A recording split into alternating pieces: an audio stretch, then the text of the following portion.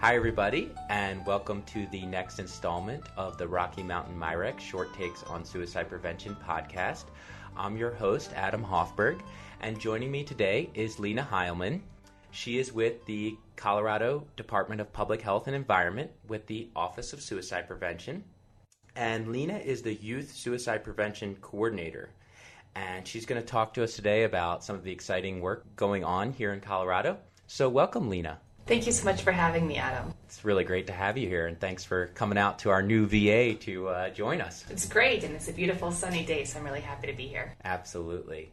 So, Lena, I just wanted to start by having you introduce yourself, tell us a little bit more about your work, and really take a moment to talk about what connects you with suicide prevention and what drives you in your work. Great, thank you.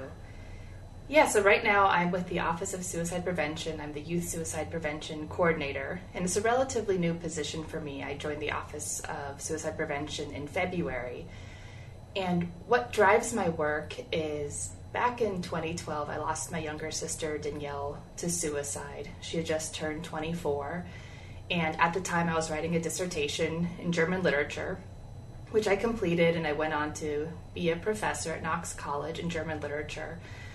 But the more that time went on, the more that I realized that I wanted to join the field of suicide prevention and really do a lot more to prevent suicides here in the United States.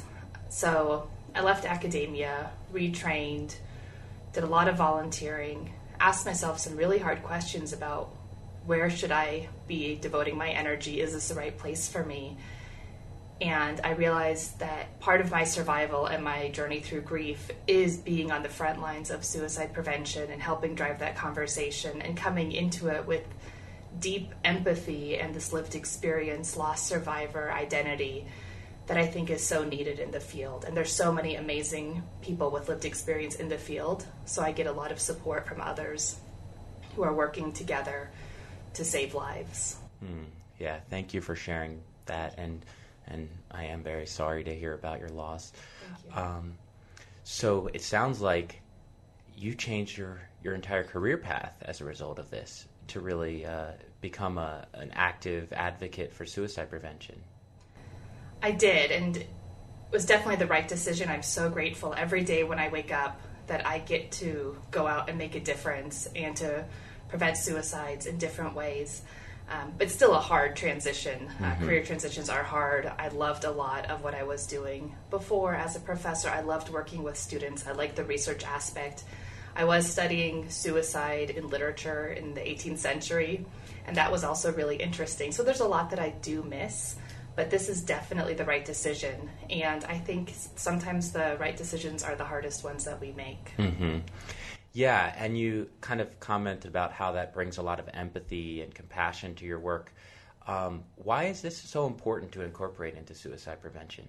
It's a great question. I think on the one hand, just knowing the pain that people are in, whether they're themselves in suicidal distress or facing a mental health crisis, knowing that on a deeper level allows me to ask different questions or just be there differently.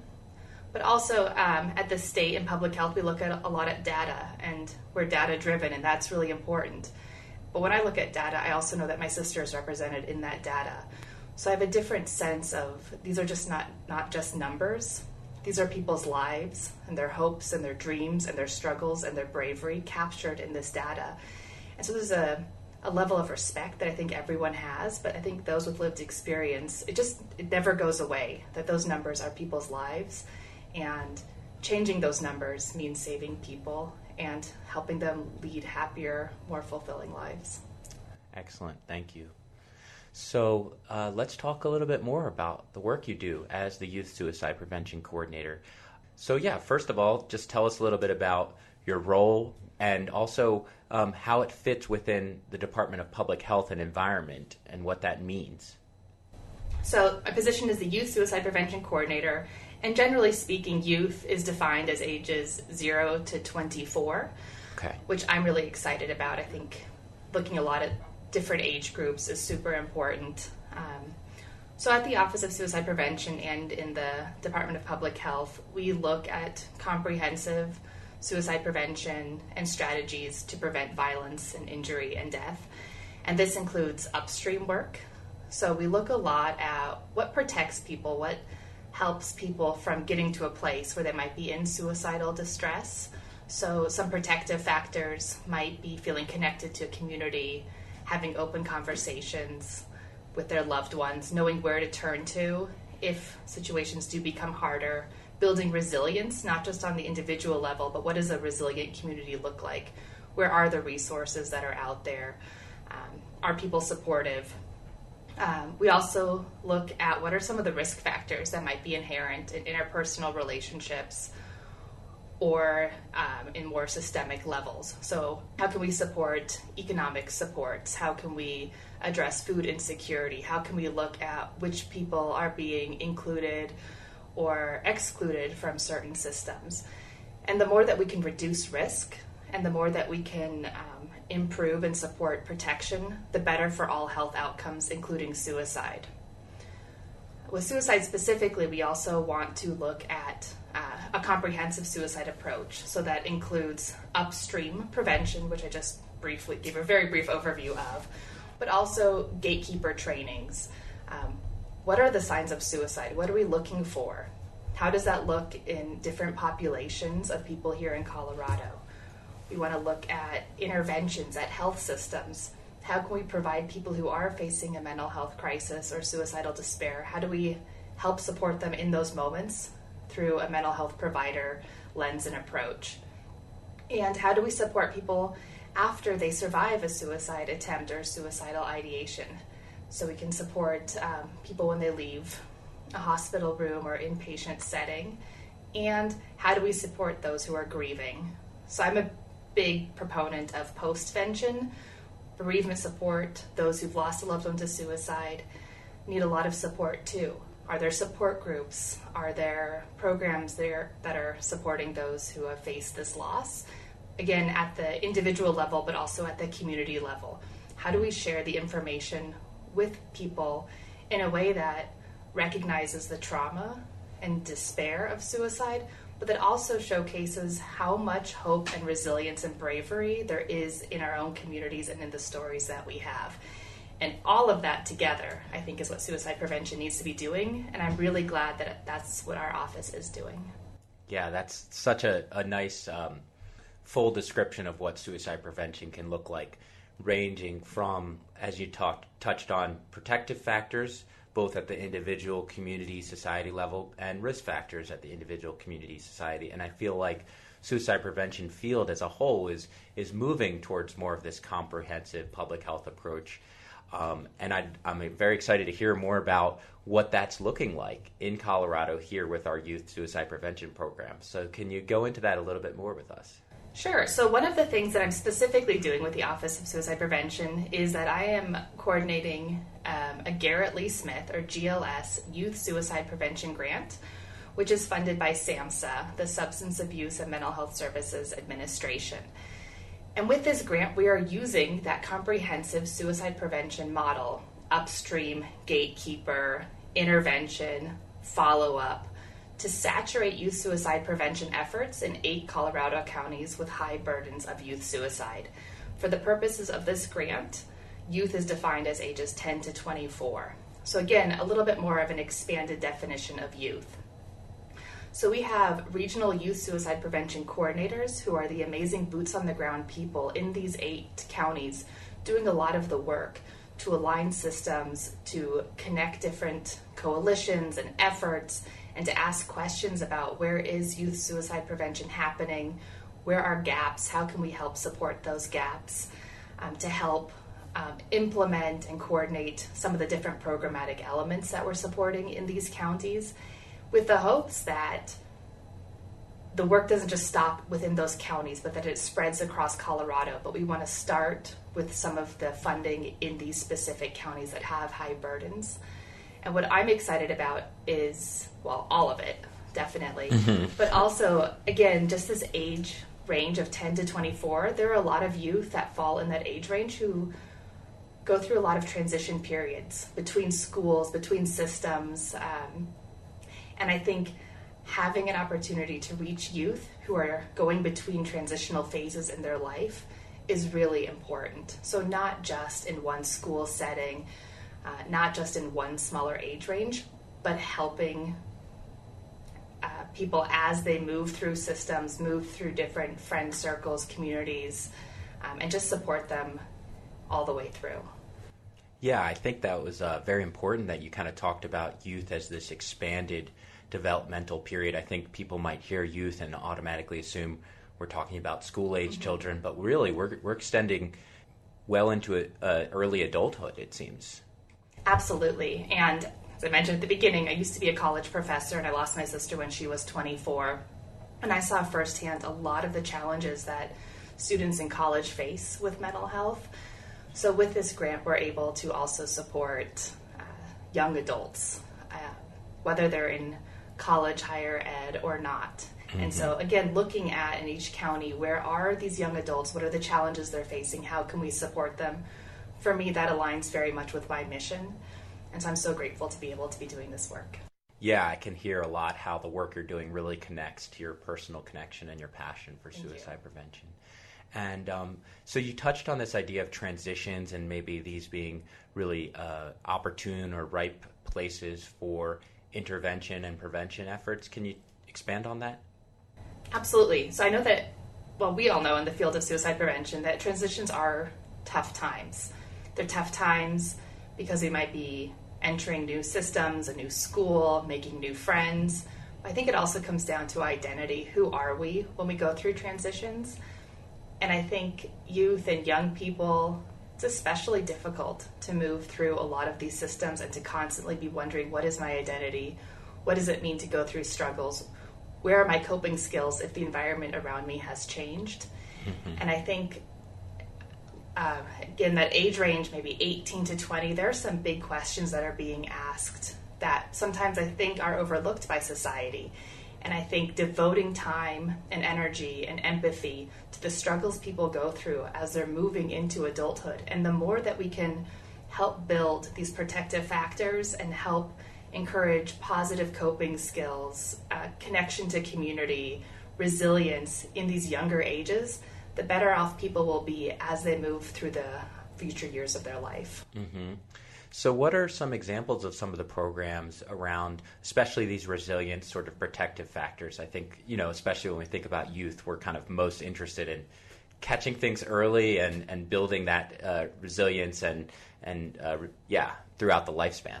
Yeah, so with the purposes of this grant, with those steps that I mentioned, the upstream prevention, the gatekeeper, the clinical intervention, and the follow-up, we've identified a program for each of those steps. So with the upstream prevention, we're really looking at the Sources of Strength program, which is primarily put into the school system, but it's more than suicide prevention. It's helping students and youth identify what are their coping skills, who are their trusted adults, and to build onto some of those systems. So that's one part of a formal program that we're supporting. But the regional youth suicide prevention coordinators in each county are also working to see what are the various nonprofits, organizations, coalitions, after-school groups that are working in this upstream way to help connect youth and to improve their lives. And how can we make sure all the systems are coming together and that youth know where to go if they are struggling or just to be part of a bigger community. Mm-hmm. Yeah, we learned so much that social support and connectedness are such important values and areas for strength and resilience.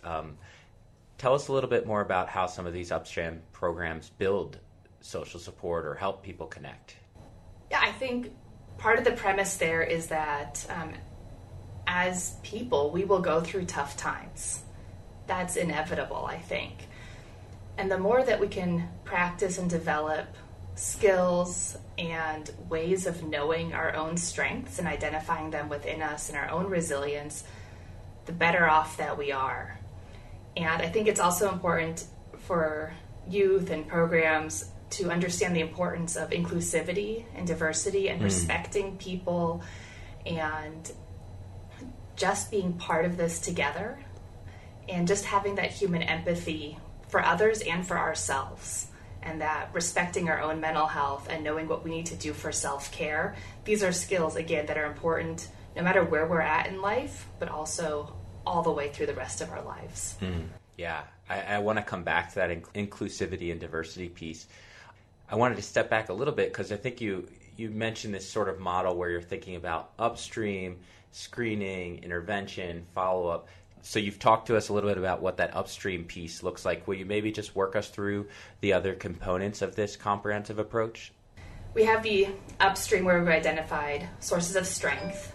We also have gatekeeper training. So we're doing a lot with the QPR, the question, persuade, refer training model around Colorado, but specifically in these 8 counties to provide QPR training to those who work with youth in that age range 10 to 24. For clinical intervention, we've identified CAMS, the Collaborative Assessment and Management of Suicidality framework.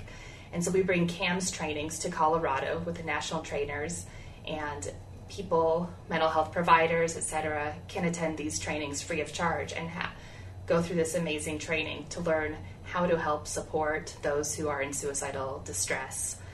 And we've identified the follow-up project to help support those who are being discharged from an emergency room or inpatient setting related to suicidal distress, and that's through Rocky Mountain Crisis Partners. Oh, fantastic. Yeah. You touched on so many things, and I just want to put a quick plug that we've covered CAMS a little bit in our podcast, so I invite listeners to listen to our podcast with Dr. Jobs, who helped develop CAMS. As well, we just recorded a podcast with Jess Stolman-Rainey with Rocky Mountain Crisis Partners. So I love how we're able to touch on some of these in today's podcast, and then you can dive a little bit deeper into some of these components of your framework, listening to our other sessions. We've kind of got the big picture now. So tell us a little bit more about how Colorado's youth suicide prevention incorporates the ideas of diversity and inclusiveness in the programs. It's a great question. I think nationally, one of the questions we're facing a lot is on LGBTQ youth and individuals and about suicide attempts and rates among LGBTQ youths and adults. And I think it's always so important to point out when we're having this conversation that there is nothing inherent about being part of the LGBTQ community that puts somebody at higher risk for suicide. There's nothing in that identity itself. However, the community around the individual can have effects on somebody, especially if they're part of a marginalized identity or if they're perceiving themselves to be discriminated against or not part of a bigger supportive framework. So whether it's an LGBTQ identity, or it's about race and ethnicity, or whether it's about ability, or whether it's about status, whatever it is, if somebody is not feeling supported, that's what puts somebody at higher risk for all sorts of mental health challenges and could possibly also be a risk factor for suicide attempts, suicide deaths. So focusing on inclusivity and understanding that connecting with people and including them is really one of the most supportive things we can do for people of any age, including youth. That really drives a lot of the work that I do. I was really struck by the way you said that, identifying as a particular category of LGBTQ status doesn't inherently carry risk. It's again looking at it from that society and environment around us perspective where that can be the piece that contributes to feeling other or outside of the group. Right, and I'm sure you know too that there's so much research that shows that using somebody's pronouns or their chosen name, that reduces risk, suicide risk, so quickly. And that's such an easy thing that we can do in our own communities and societies. And that's just based on respecting people for how they want to be in this world. Very important. So thanks for drawing attention to that. Yes. I also, so you kind of framed this upstream approach as preventing sort of a variety of outcomes that we may want to avoid. Could you talk to us a little bit more about how a comprehensive upstream approach sort of prevents a wide variety of negative outcomes. Sure, absolutely. Suicide is a terrible outcome. I don't even really like using that word. It sounds so researchy, right? or I mean, it's a cold. traumatic death. But it's also a negative outcome. And there's so many things that can lead up to suicide, so many places where we can intervene beforehand, and so many other risk factors that we can mitigate or reduce before somebody even gets to that place of being in suicidal despair. And so an upstream approach also reduces bullying, sexual violence, interpersonal violence, unhealthy coping skills, substance use, all of these other things that those also contribute to suicide risk. So all of these, again, outcomes can be reduced through upstream prevention, and they all come together to make somebody's life better and to stop somebody and prevent somebody from getting to that place where they might be in suicidal despair and make an attempt on their life. Mm-hmm. Very nice. And you mentioned that schools are sort of a very, I don't want to say convenient, but it's a place that we can potentially reach and catch a lot of youth early on. Anything more you wanted to expand on why schools are a great place to sort of implement these types of programs? Well, schools are a great place to implement, absolutely. And I think a lot of schools are on board and understand the importance of doing upstream work, mental health support, suicide prevention in the school system.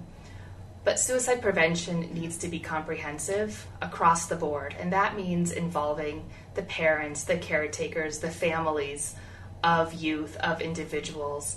It means looking at where are people after school, if youth aren't in school, where are they, where's the workforce, how does it all come together? No system by itself should have to carry the burden of suicide prevention, and in fact, if only one system is trying to do all the work of suicide prevention, I don't think we can fully prevent suicide. So everyone needs to be on board, working together, and it shouldn't be just schools who are doing it, and it's not. There are so many amazing coalitions and groups and organizations and families and faith communities who are dedicating themselves to making people's lives worth living and to preventing suicide, that I think it's so important to recognize the work that we're all doing and the way that all of these systems come together and align to support the people in our communities. Yeah, I'm so glad you said that, because as you mentioned, it's really all these systems working together across, like you said, interfaith, school,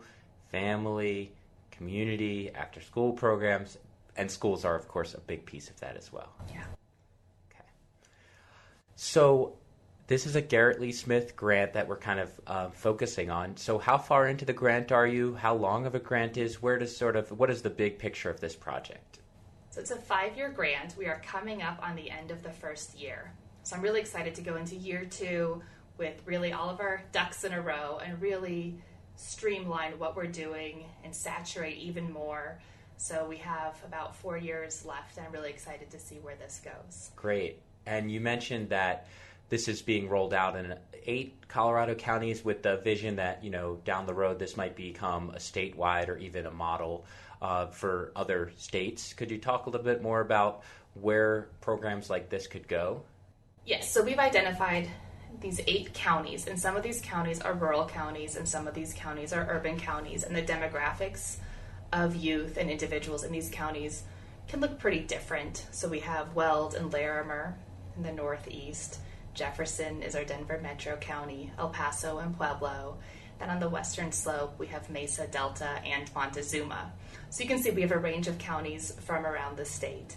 And on the one hand, having this comprehensive suicide prevention approach look similar in those 8 counties is important, but also recognizing that communities are different on the ground. There are different resources available. There are different cultures captured within those communities, different priorities, different ways that people spend their time, different stressors, different protective factors.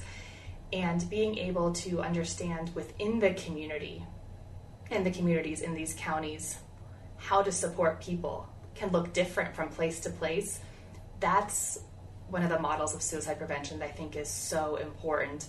We live in a really big country with very different populations in different states, and being able to adapt strategies as appropriate that aligns with being inclusive and culturally appropriate and sensitive and respectful. So if we can do that here in Colorado, in that youth lens, but also in the other programs the Office of Suicide Prevention is doing, that's not just youth, if we can really drive this message that there's some standards that we should have, but that things look different in different communities, that's a model I think that serves us well nationwide and around the world. Yeah, really, really important. Thank you so much for touching on that, this idea that suicide prevention needs to be tailored and specific to the community and the framework that you're working in locally. So we have like sort of these guiding evidence-based sort of top-level things, but then within each community, it's going to look different. What are the resources? What are the after-school programs? What are the community resources? And the rurality piece. So many moving parts there that need to be tailored to each community. Right, and I think, thank you for picking up on that and kind of summarizing that so nicely. I also want to just say that I think what's also so important is just the way that we live our lives and that we interact with the people around us. That interpersonal part is also so important. It's not just the programs that we can fund and support, but it's also how we treat each other in those small moments where we interact. So I truly believe that in the conversations we have when we go grocery shopping or we're in our car or just meeting people or interacting with our friends, if we can do that as much as possible authentically, with an open heart, with sharing that space with people, that's what strengthens a community. That's what gives people the sense that they're being respected, they belong here. Every interaction we have can be part of suicide prevention. So thank you so much, Lena, for talking us through these programs here in Colorado. And we started the podcast talking about lived experience and how important it is in suicide prevention, and part of that is also self-care and how we take care of ourselves working in this field. It can be challenging, but also very rewarding. Talk to us a little bit about how you take care of yourself doing this work. That's such a great question. Thank you for asking. My mental health has to be a priority for me, and it's something that I am dedicated to every single day. And over time, in my grief, I've learned so much about what do I need to do to survive and to support my mental health. And that becomes even more important when I'm working in this field. And sometimes the data that we have or the information that we're receiving is really disheartening. And it can be triggering. It can be really upsetting. So I always want to make space for myself to have those moments when I leave work, if I need to enter that space and to allow myself to be sad and to access my grief. But I also have a routine, a regimen every single day, as much as possible, to support my mental health. And that includes sleep hygiene. I'm so big into getting enough sleep and doing whatever I can to support healthy sleeping habits. I know that if I don't have enough sleep, the rest of my day is going to be more difficult, intellectually, productively, but also emotionally. I try to have a healthy workout routine, whether it's doing something indoors as much as possible. We live in such a beautiful state. I love to get outdoors. Being in nature is wonderful. So if on the weekends I can get into the mountains or spend some more time away from people, away from the city, that's so important. Healthy eating habits, knowing my hobbies, being around animals, knowing who I can connect with, who are positive supports in my own life. When I say, we encourage youth to have trusted adults and caring connections, that's true for me too. Who are people that help me feel good about myself, whether I'm in a really good place or if I need some extra support. Connecting with other loss survivors, including sibling suicide loss survivors, people who understand my perspective and know what that means. It's really important for me to stay connected to them too, because I know that we're all in this together. And just knowing that there are other people out there that are going through the same experiences that I am is very supportive. I have a balance with social media. On the one hand, for me, social media is a place to learn important suicide prevention information, and there's a great community of survivors out there. But overuse of technology and social media also prevents me from engaging in personal, real-life conversations and from getting outdoors and all of these things. So I think finding that balance and moderation, letting myself have tough days and tough times, and trying to hold myself to a routine that supports myself as much as possible, all of these things together are ways that I do self-care. Thank you. Yeah, such great advice or tips for others also, because we need to put our best foot forward when we come into this work and this space, and making sure that we take time to take care of ourselves is so important. And I can second a lot of that. Just went on a nice hike with my pup this past weekend. Oh, nice. And just retreating into nature sometimes can be so healing and so powerful. So yeah, and as a loss survivor, it's important for me to also be aware. I can't not be aware, but to respect that anniversaries are harder, to support myself a little bit more, to connect more with my family on anniversaries, to make a little bit more space for times that might be more difficult, and to just honor that, and to build that into the way that I live my life is the way that I support myself too. Yeah. So powerful in the beginning how you said, these aren't numbers. These are lives. These are families. These are people. They all have stories. We all have a story.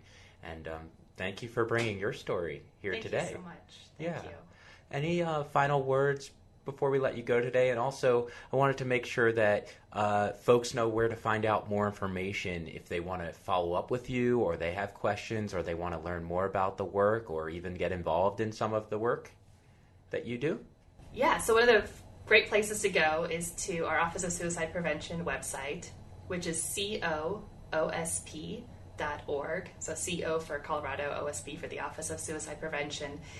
And from there, there's a list of great resources and links, including my contact information if people do want to reach out to learn more or to share information. I'm always excited to learn. I'm a lifelong learner, I've realized, and so I'm always interested in knowing what work is being done, what research is happening, how to stay up to date with the latest initiatives. I think suicide prevention is in such an exciting time because so many of our efforts are aligned. And I think this is the right time to ask big questions, to try new approaches, to really figure out what is the best way forward. And so the more I can learn about the topic, the better it is for me in terms of my role at the Office of Suicide Prevention, but it also helps me as Lena, as a loss survivor, as a sister, all of these other things that make up myself as well. Thank you. Well, folks, we're going to leave it there for today. And of course, as Lena mentioned, you can reach out with any questions, comments, anything you'd like to say about today's podcast. We invite you to also subscribe, share this with others, and leave us a review if you feel so inclined. Until next time, join us for more interviews on important work in suicide prevention and resilience.